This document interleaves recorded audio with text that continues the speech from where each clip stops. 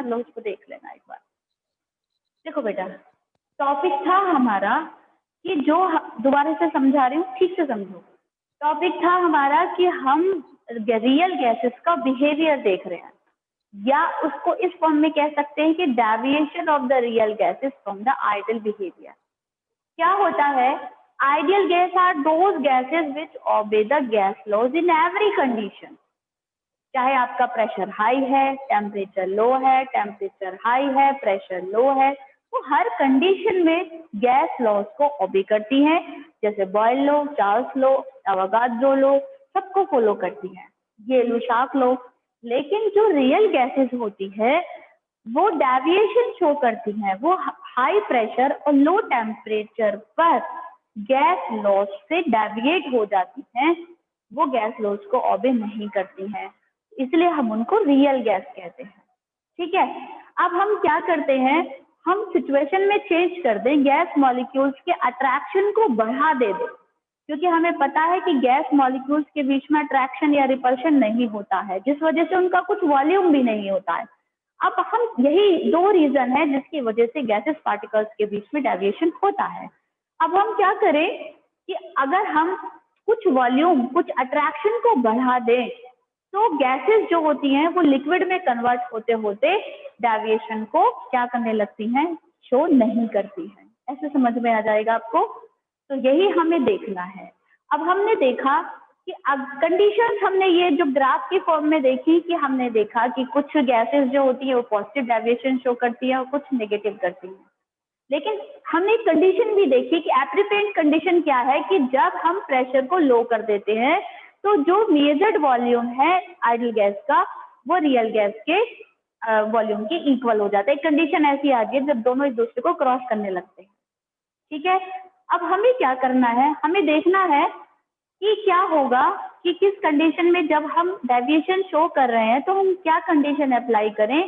हमने देखा कि हमने फोर्स ऑफ अट्रैक्शन बढ़ाया, फोर्स ऑफ अट्रैक्शन बढ़ाया तो गैसेस मॉलिक्यूल्स का जो वॉल्यूम है वो भी हमारा क्या हुआ, कुछ करेक्शन हुआ उस वॉल्यूम के अंदर। तो वॉन डेर वाल ने जो हमारी कॉमन इक्वेशन थी, आइडियल इक्वेशन थी, PV is equal to N R T, n यहाँ पे लगाया for n number of holes के लिए।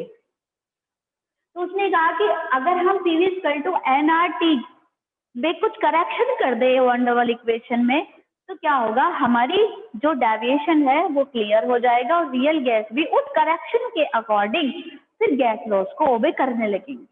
तो वॉल्यूम में करेक्शन क्या हुआ, कंडीशन हमने क्या अप्लाई करी थी, हमने गैसेस मॉलिक्यूल्स के बीच में अट्रैक्शन को बढ़ाया था। जब हमें पता अट्रैक्शन बढ़ेगा तो कोई भी गैस जो है, जब प्रेशर, अट्रैक्शन कब बढ़ेगा, जब आप उसको प्रेशर जो है ज्यादा लगाओगे, हाई प्रेशर ही रखोगे तो।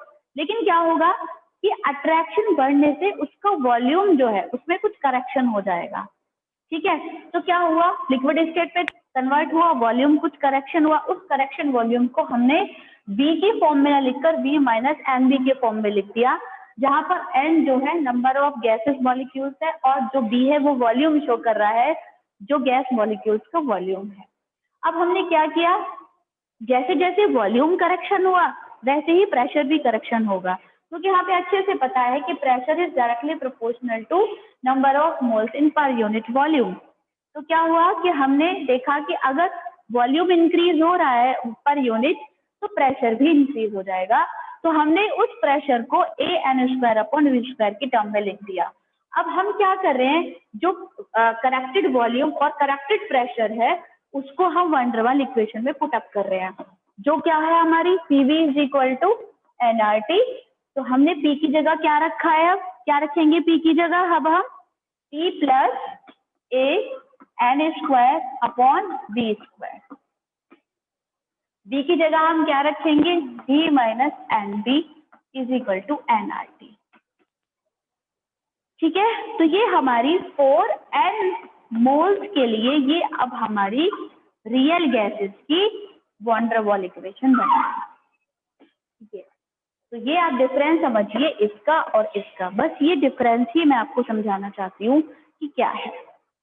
अब यहाँ पर हम देखेंगे सिग्निफिकेंस, जो एग्जाम पे आता है वो आता है सिग्निफिकेंस। सिग्निफिकेंस किसका आता है हमेशा बच्चों, कॉन्स्टेंट्स का। जो हमने ए और बी लगाए हैं। ठीक है, तो जहां जो ए है हमारा वो क्या शो करता है, constant A, magnitude of the attractive force, कितना अट्रैक्टिव फोर्स लगा है वो ए शो करता है, constant A among the gas molecules, मतलब गैस मॉलिक्यूल्स के पार्टिकल्स के बीच में कितना फोर्स ऑफ अट्रैक्शन है, that will be denoted by the constant A. ठीक है, तो ये आपको याद रखना है कि ए यहाँ पर क्या शो कर रहा है, और जो बी है, वांडरवाल कांस्टेंट बी है, वो क्या शो कर रहा है, वो इफेक्टिव साइज बता रहा है गैस मॉलिक्यूल्स का, कि कितना साइज बढ़ा है गैस मॉलिक्यूल्स का या घटा है, इफेक्टिव साइज कितना हुआ है वो हमें बताएगा गैस कांस्टेंट। और ये देखा गया है जो इसकी वैल्यू है वो 4 टाइम्स होती है एक्चुअल वॉल्यूम्स के, यानी कि और इतनी ग्रेटर होती है 4 times of the actual volume, जिसको हम कहते हैं एक्सपेंडेड वॉल्यूम। ठीक है, क्लियर है। तो ये सब चीजें चल रही थी हाई प्रेशर पर, ये चीजें होती हैं, हमने थोड़ा सा फोर्स ऑफ अट्रैक्शन बढ़ाया तो हाई प्रेशर पर ही सब कुछ हो गया। अब हम कंडीशन देखेंगे लो प्रेशर पर, कि लो प्रेशर पर क्या होता है। लो प्रेशर पर जो होता है वो डेविएशन जो होता है गैसेस मॉलिक्यूल्स के बीच में, वो मेजर्ड होता है कंप्रेसिबिलिटी फैक्टर की फॉर्म में। कंप्रेसिबिलिटी फैक्टर क्या होता है हमारा, जेड। तो I think it is clear हो गया आपको। हाई प्रेशर पर हमने 2 चीजें करेक्टेड कर दी, वॉल्यूम में करेक्शन कर दिया, प्रेशर में करेक्शन कर दिया, कांस्टेंट का सिग्निफिकेंस भी बता दिया कि जो कांस्टेंट है वो हमारे क्या वर्क करते हैं। तो कांस्टेंट ए है, वो क्या मेजर करता है, कितना फोर्स ऑफ अट्रैक्शन आपने लगाया ताकि वॉल्यूम में करेक्शन हुआ, और जो सिग्निफिकेंस दी है वो ये बताता है कि कितना साइज जो है इफेक्टिव साइज बढ़ा है। और ये देखा गया है जो बी की वैल्यू है वो 4 टाइम्स ज्यादा होती है कंपैरिजन टू एक्चुअल वॉल्यूम के।